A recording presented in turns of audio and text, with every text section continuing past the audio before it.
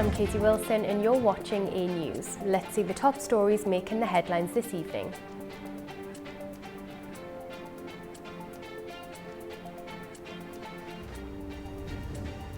Two US troops killed and one missing after an Iranian attack in Jordan. Russian missile and drone attack hits Kyiv as Ukraine reports multiple long-range strikes. And Hungary's president agrees to stand down after a law change ends his term.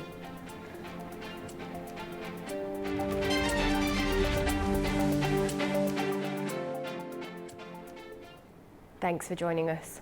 Washington says 2 American troops have been killed in Jordan following a deadly exchange of attacks across the region. It brings the total number of US service members killed since the war began to 16.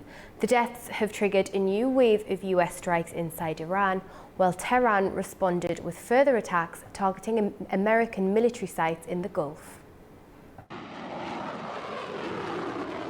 2 US service members have been killed and another remains missing following Iranian ballistic missile and drone attacks in Jordan, according to the US military.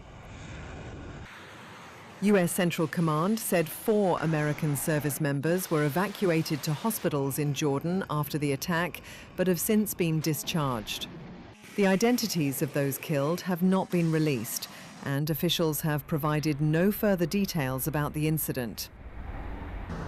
The deaths mark the first US military fatalities caused by Iranian attacks since March. The attack prompted the United States to launch retaliatory airstrikes against Iran. US Central Command said the operation began on Saturday at the direction of President Donald Trump. Iranian media reported US strikes near the southern city of Sirik and near Shadigan, close to the Iraqi border. State news agency MER said there were no casualties or damage to infrastructure. Iran responded by launching drones at US military assets in Kuwait, according to Iranian state television. The reported targets included Al-Adiri Camp and Ali al-Salem Air Base, with Tehran describing the strikes as part of its ongoing campaign against US forces and allies in the Gulf. The Kuwaiti army said its forces were responding to hostile missile and drone threats and urged the public to follow official security instructions. Following Iranian attacks, Kuwaiti Prime Minister Sheikh Ahmad Abdullah Al-Ahmad Al-Sabah visited people injured in the attacks who were receiving treatment at Al-Adan Hospital in Al-Ahmadi Governorate. Residents of Tehran are calling for a stronger response as US strikes on Iran enter a 7th consecutive night. The latest attacks have damaged transport and energy infrastructure in southern Iran, while Tehran has continued retaliatory strikes across the region. As US strikes continued for several days, Tehran residents condemned attacks on Iran's infrastructure and called for a response. An attack on infrastructure is the most brutal form of assault. It puts the population of an entire country at risk and attempts to pressure them. In my view, this is the most hostile objective, and it must be resisted as strongly as possible. I feel that this is more about bullying and coercion, which is why I say we must oppose it as much as possible. In any case, war is never a good thing. All Iranian people want peace, and we wish for peace to prevail everywhere, not just for us. Other residents took a harder line and called for attacks on US positions across the region. Iran must launch a wide-ranging and serious attack on American targets in the region, forcing the United States to retreat. Otherwise, certainly, the US will gradually and progressively advance, even toward Iran's central regions. And in time, the confrontation with US attacks will become more severe and heavier. The comments showed differing views. ranging from calls for a wider military response to demands for resistance without a prolonged war. Lebanon's president will visit the White House on Tuesday for talks with President Trump. It will be the first visit by a Lebanese head of state in nearly 20 years. Lebanon will present a written plan to disarm Hezbollah and seek US pressure for an Israeli withdrawal from southern Lebanon. The proposals are part of a US brokered agreement aimed at restoring Lebanese state control and easing tensions with Israel. His visit follows Israeli drone strikes on Saturday, which killed at least 4 people. To some other news now, and Russia and Ukraine have exchanged major overnight strikes, with Kyiv bearing the brunt of what Ukrainian officials describe as one of the largest ballistic missile attacks since the start of the full-scale war. At least 1 person was killed and 15 others were wounded. Powerful explosions shook Kyiv early on Sunday as Russian missiles and drones struck the capital and its surrounding region. Fires broke out at a dormitory, an apartment building and a supermarket, while warehouses, offices and parked vehicles were also damaged. Ukraine's Air Force said Russia launched more than 40 missiles and 125 drones overnight. 18 missiles and 108 drones were intercepted, while 23 missiles and 10 drones struck 20 locations. President Volodymyr Zelensky described the strike as one of Russia's largest ballistic missile attacks on Kyiv. A nearby missile strike also damaged Azerbaijan's embassy in Kyiv, shattering windows and leaving cracks in the ceiling, though no staff were injured. The strikes followed Ukrainian attacks on logistics and oil facilities inside Russia on Saturday. Targets were hit near Moscow, as well as in the Tambov region. These were Russian logistics facilities, including warehouses supplying equipment for the war effort, navigation systems, components used in drone production, and other supplies for the Russian military. Our Ukrainian weapons also struck another oil facility and targets in the waters of the Sea of Azov and the Black Sea. This was an important operation. There will be more. We will have more capabilities for medium-range strikes. Russian officials said Ukrainian drone attacks killed 7 warehouse workers and wounded dozens of other people. A separate strike reportedly caused a fire at an oil depot in the Moscow region. While protesters in Kyiv are demanding the dismissal of Ukraine's commander-in-chief following the departure of the defense minister, demonstrators gathered outside the presidential office for a 3rd consecutive day, calling for a more modern approach to warfare. Ukraine's President Volodymyr Zelensky said he intervened because the dispute between them had become too deep for them to work together. Now, Hungary's president has signed a constitutional amendment ending his term in office after it was approved by Prime Minister Peter Magyar's ruling party. The decision has prompted mixed reactions from Hungarians, with some welcoming the move and others raising concerns about its impact on the country's democratic institutions. Hungarians reacted on Sunday after President Tamás Sulyok signed a constitutional amendment ending his term as head of state.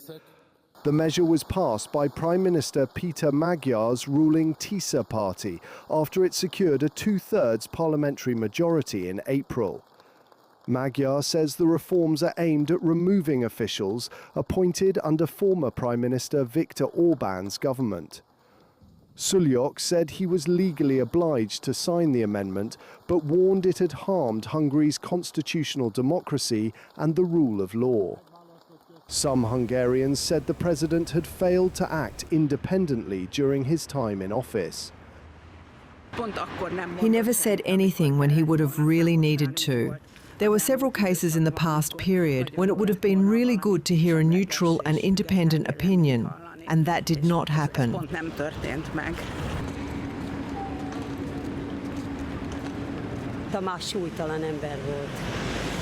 Tamás Sulyok was a character of no weight. He never said anything. He never took a position. He just signed everything in silence. He said what they told him to say. He really was a puppet.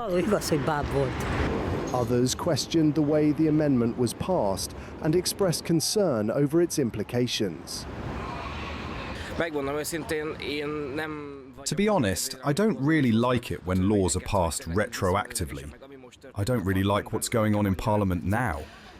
I'm not saying that I don't like the change, but I think it has taken a bad direction, with forcing Tamas Sulyok to resign. I'm curious to see what will happen now, but I don't have good feelings about it.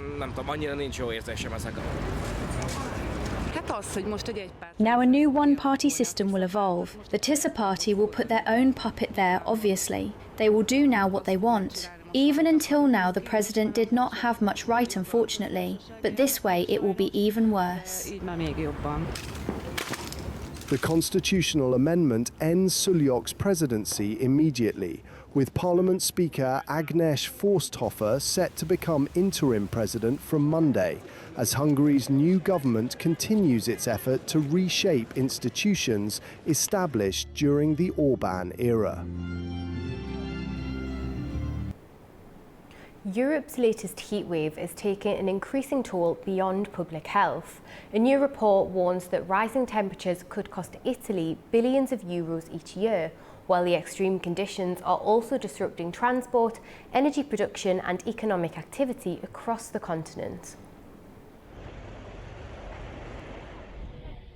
Persistent high temperatures could cost Italy between 6 and 12 billion euros a year, according to a report released on Saturday by the Italian Confederation of Business, Tourism and Services. According to a report, if Italy experiences between 30 and 60 days of extreme heat each year, businesses are likely to face rising energy costs, lower labor productivity, and reduced turnover. The report also says prolonged heat could change consumer behavior and travel patterns, putting additional pressure on the retail and tourism sectors. Heat waves are becoming more frequent as Europe warms faster than any other region. Many scientists say human activity is increasing the likelihood of more frequent and intense extreme weather events. This year's heat waves began in June, with weeks of record-breaking temperatures affecting major economies, including Germany and France. Temperatures above 30 degrees Celsius place physical strain on workers, impair concentration, and reduce productivity. Oxford Economics estimates that severe heat events can cut quarterly labor productivity growth by 2 percentage points. The hot, dry conditions have also disrupted transport and energy production. Low river levels have restricted barge traffic on waterways such as the Rhine River, raising shipping costs and slowing deliveries of coal, fuel, and agricultural goods. Higher river temperatures have also forced reductions in nuclear power generation. Earlier this week, France cut nuclear output by 6.4 gigawatts, about 14% of the country's daily electricity demand, as warmer rivers limited reactor cooling. Spain is battling several wildfires as extreme heat and dry air from North Africa raise the risk of further outbreaks. The wildfires have burned around 16,000 hectares and forced evacuations from several municipalities. Around 300 military emergency personnel have joined firefighting operations, supported by helicopters making continuous water drops. Spain's weather agency warns temperatures could reach 44 degrees Celsius in parts of Andalusia and La Mancha next week, while fires are also burning near Madrid and in Guadalajara province. Across the Atlantic, Canadian wildfires are affecting millions across the border in the United States. As smoke continues to spread, President Trump said the cost of what he called the pollution should be added to tariffs already imposed on Canada. Here's more on that story. Firefighting helicopters flew over towering smoke plumes in southwestern Canada as crews battled fast-moving wildfires near Pemberton, British Columbia. Hot and dry weather continues to fuel fires across Western Canada. Ontario Premier Doug Ford says the province is battling 191 active fires. He also says the governors of Minnesota and Massachusetts have offered assistance. We're also strengthening our fleet of firefighting aircraft by investing $650 million, which is the largest purchase in Ontario and Canadian history, to purchase 5 new helicopters and 6 new water bombers. We will not put a price on the safety of our communities, and I mean it, when I say that we will spare no expense. I'll repeat that, spare no expense. Smoke from the fires has drifted deep into the United States, covering cities including Washington, D.C., in thick haze. Air quality alerts have been issued across more than a dozen states, with millions of people urged to limit outdoor activity because of unhealthy air. It's just the heat and it's just gotten so bad. So I mean, climate change, like, you know, it's not something I don't think anybody can deny at this point. I think we're like, you know, really behind the eight ball because people didn't believe it for so long, and now, you know, everything that they said is coming to fruition. I think it's kind of natural to have wildfires. It's been that way for millions of years, so I have zero concerns, and it's a part of nature's process. Meanwhile, US President Donald Trump blamed Canada for the smoke affecting the United States and said he would speak with Prime Minister Mark Carney about Ottawa's wildfire response. Trump also said the cost of what he called the pollution should be added to tariffs already imposed on Canada. A magnitude 5.6 earthquake struck central Peru earlier today. Footage showed firefighters searching through the rubble of a collapsed building for a person believed to be trapped. Authorities had not immediately reported any injuries or major damage, as emergency teams continued assessing the situation in affected areas. Now, Shanghai is hosting the 2026 World AI Conference, bringing together more than 1,000 companies and thousands of new technologies. More than 1,100 companies are presenting their latest artificial intelligence products at the 2026 World AI Conference in Shanghai. The exhibition covers more than 100,000 square meters for the first time. Organisers say over 3,000 products and technologies are on display, including more than 300 making their global debut. China is developing really fast, and we're a European company, and we want to help also European companies grow as well as Chinese companies. We're in the data field, so we basically do the data for the robots' intelligence. The conference is also focused on international cooperation and the rules governing the development and use of artificial intelligence. And AI can help us in that, but we need to be in the driver's seat. And in order to do that, we need AI ethics, because AI ethics, the principles are there to protect us, to protect the human rights, to protect the human beings from, for example, from their data being kind of intercepted or being compromised, or the privacy not being respected, etc. Yeah, so it's very important. The conference also unveiled an international action plan on AI ethics and a China-led initiative aimed at building trust and connectivity between AI agents. Now to Uzbekistan. Beyond its vast gold reserves, the Kızılkum Desert is home to one of Central Asia's most important wildlife sanctuaries. Our correspondent Sevil Rajapova visited the area as part of the Aral Sea Wetlands project, led by Uzbekistan's National Committee on Ecology and Climate Change, the UNDP and the Global Environment Facility. Stretching across roughly 300,000 square kilometers between the Amu Darya and Sir Darya rivers, Kızılkum, which means red sands, is the largest desert in Central Asia and the 15th largest in the world. Beneath the sand lies one of the world's richest gold-bearing regions. The desert is home to the Moving Tower deposit in the Navai region, widely recognized as one of the largest open-pit gold mines on Earth. The giant quarry covers an area of nearly 9 square kilometers, and it's around 600 meters deep. Kızılkum remains the backbone of Uzbekistan's gold industry.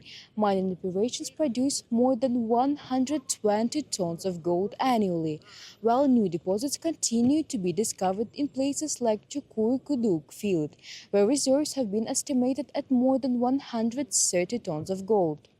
Yet beyond its mineral wells, Kızılkum is also home to unique natural habitats that cannot be found anywhere else in the region. One of them is the Kızılkum State Reserve, located along the Amur Darya near Uzbekistan's border with Turkmenistan. It covers more than 10,000 hectares and was established to protect rare desert and floodplain ecosystems and preserve the region's unique biodiversity. One of the greatest threats to these forests is fire. During dry periods, the risk of wildfires increases significantly. Another major challenge is the large number of mosquitoes and insects, which create difficulties both for wildlife and for the people working in these areas. Insects and pests can have a serious impact on animals. The forests themselves are extremely important because they provide habitat and shelter for wildlife. If the forests disappear, animals are forced to move into desert areas where conditions are much harsher and food resources are more limited. Another problem is seasonal flooding. Since these forests are located along riverbanks, they can be inundated when water levels rise. Flooding creates difficulties, particularly during the breeding season. The breeding period usually falls at the end of May and the beginning of June. At this time, animals need forest cover to protect and raise their young. When forests are flooded, many animals move into the desert to breed. There, however, they become more vulnerable to predators such as jackals and other carnivorous animals, which can attack their offspring. For this reason, forest rangers are constantly working to protect these areas. Various projects have been implemented to support their work. Through these projects, they have received assistance in the form of binoculars, cameras, sleeping equipment and tents, helping them carry out their conservation activities more effectively. In a landscape where summer temperatures can exceed 50 degrees Celsius, the waters of the Amur Darya create a lifeline through the desert. The reserve combines Tugay forest, wetlands and desert habitats, and they provide shelter for hundreds of species of plants and animals. Among its most valuable habitats are the endangered Bukhara deer and Goiter gazelle. Migratory birds, including pelicans, flamingos, and herons, use the area as a seasonal refugee.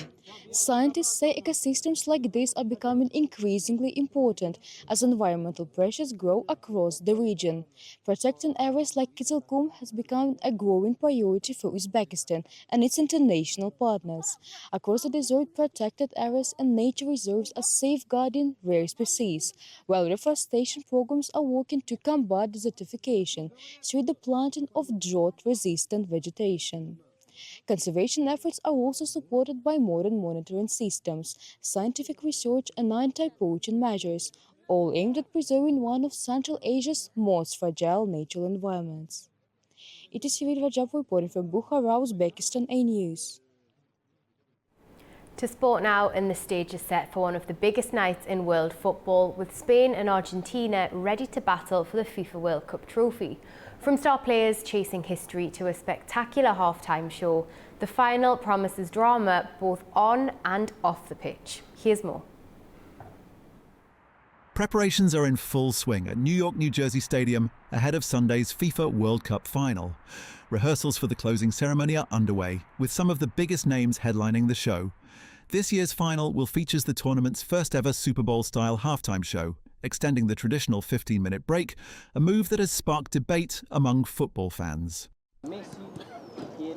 On the pitch, Argentina captain Lionel Messi has the chance to add another historic achievement to his remarkable career. Already a World Cup winner in 2022 and a Copa America champion in 2021 and 2024, the 39-year-old is aiming to lead Argentina to back-to-back World Cup titles. If successful, Argentina would become the first team since Brazil in 1958 and 1962 to win consecutive World Cups. Standing in their way is a young Spanish side led by 19-year-old Lamine Yamal. After helping Spain win Euro 2024, Yamal could become the youngest player ever to win both the European Championship and the FIFA World Cup, adding another milestone to his rapidly rising career. Meanwhile, at a reception in New York, US President Donald Trump and FIFA President Gianni Infantino praised the tournament's success. Trump even suggested the United States could host future World Cups on its own, or, jokingly, alongside China. I suggested that this has been so successful that, and I'm you know, I'm really working these people hard because they really call the shot. They tell Johnny exactly what to do. I say what we should do is you should choose the United States of America again. This time we'll leave Mexico and Canada out. But Johnny also had another idea. He said we could do it China and the United States for next time. We do them China, United States, so you have a nice short flight in between games, you know. The FIFA World Cup final between Spain and Argentina will be played on Sunday, July 19th at New York, New Jersey Stadium, where one nation will lift football's biggest prize. And finally, FIFA is introducing championship rings for the first time, borrowing a long-standing tradition from American sport. FIFA says 30 bespoke rings will be produced, with temporary versions presented to the winning captain and manager immediately after the final. The rings will later be customised and fitted, featuring the World Cup trophy on one side and details of the winning team on the other. They will form part of a limited edition of 2,026 numbered pieces, with the remaining offered for sales to fans worldwide.